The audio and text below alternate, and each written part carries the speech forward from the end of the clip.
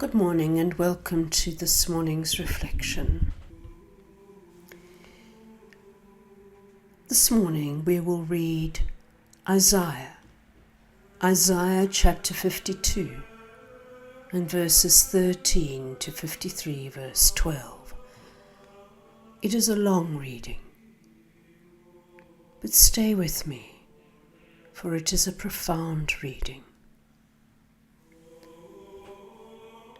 See, my servant will prosper. He shall be lifted up, exalted.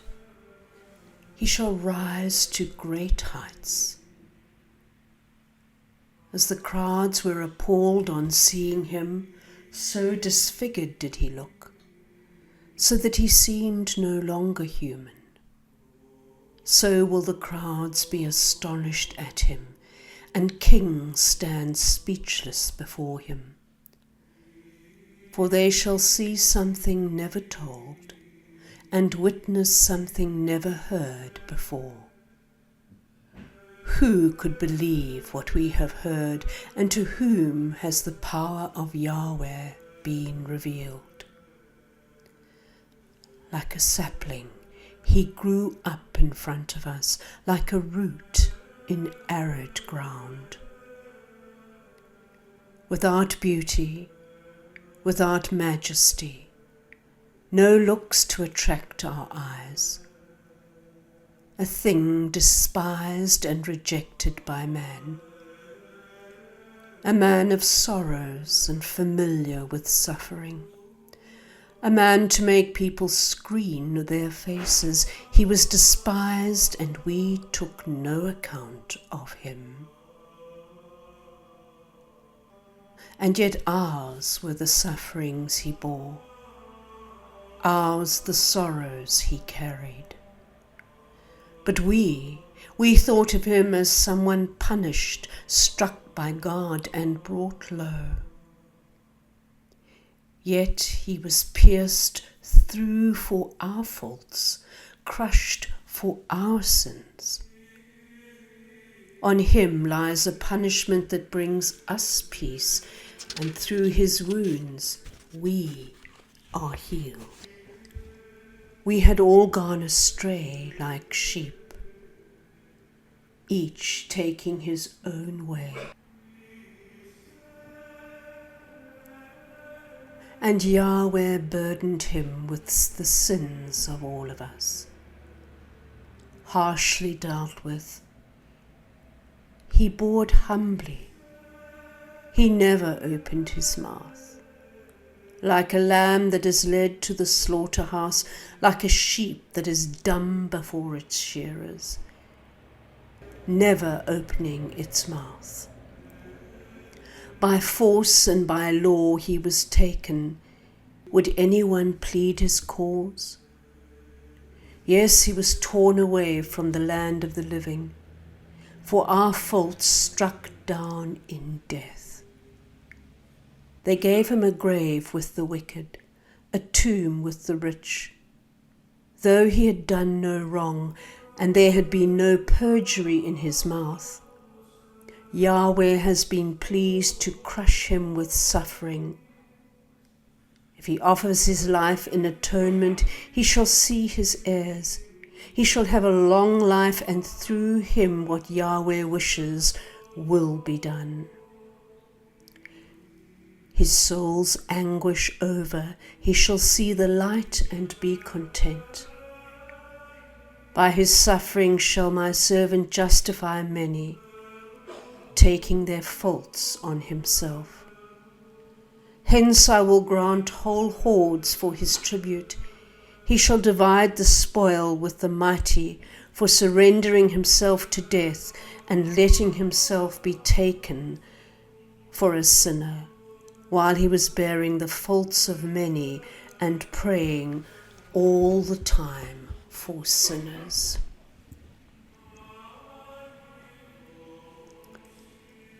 In spite of all the energy we expend trying not to suffer, we do suffer.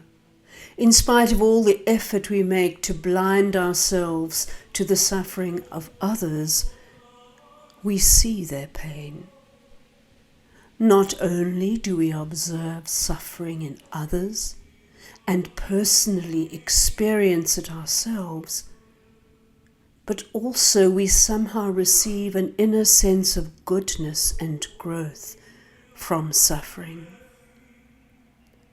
No doubt, suffering is a mysterious, compelling human reality. The earliest and probably the most profound statement on human suffering in all of literature is the Song of the Suffering Servant, found in the book of Isaiah. In his writing, Isaiah, one of the greatest prophets and poets of the Jewish scriptures, brought to the Jewish people a message of their deliverance from bondage by a God of tender compassion. It is a message of hope for a displaced people who have undergone the total collapse of their nation, the loss of their religious center, and utter homelessness in a land of exile. In words that transcend his own time, Isaiah attempted to lead his people to discover within their suffering a new meaning that would carry them into the future. The song depicts an ideal servant of Yahweh. The role of the servant is to liberate others by willingly and consciously taking upon himself or herself their pain, their sin, and their suffering. While the message of Isaiah never inspired great enthusiasm among the Jews, it does hold for humanity the way to utilize and transform the ever-present reality of human suffering. Jesus consistently identified with and lived out of the spirit of the suffering servant of Isaiah. As beloved Son of God, Jesus provides us, the people of Christian scriptures, with the model for suffering and the means of true servanthood through his life, his cross, and his resurrection. He empowers us to realize our own true identity and destiny in the evolutionary process of the world toward oneness with him. As creative agents of Christ and actively involved in moving the world forward through suffering and hard work, we are called to 3 specific tasks, to 3 labors of love. And the first is to develop ourselves, to foster self-knowledge and integration and Christian maturity. It is to embrace in trust and surrender whatever gifts or limitations we may encounter on this journey inward. And the second task flows from and complements the first. It is to extend ourselves to others in compassion, whatever their need or pain. This extension entails the hard labor of caring for others when there is no reciprocation. It means forgiving unconditionally, that is, without retaliation. It may even involve, on occasion, deliberately allowing ourselves to encounter the evil in others and to overcome it through the power of loving. The second task is a call to decisively choose for the common good, which includes a desire to assist the poor and the weak among us, those who are shunned and rejected, lost and unattractive. This extension of self means that when we personally suffer, we remain open to the possibility that our suffering is being used to bring healing to others. And the second task of loving is, in the truest sense, a work of unification, for laying down of one's life for others. And the first and second tasks give rise to the third, which is to allow oneself to be shaped by the working of the Spirit within, rather than to be driven by egotistical desires or compulsive perfection.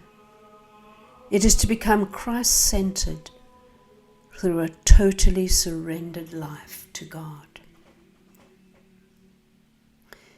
The tasks correspond to the threefold dynamic of the Paschal mystery, the life, the death, and the resurrection of Jesus. In the song of the suffering servant, we hear the spirit and prayer of Jesus as he surrenders to the love that has forever transformed the deepest yearnings of our hearts.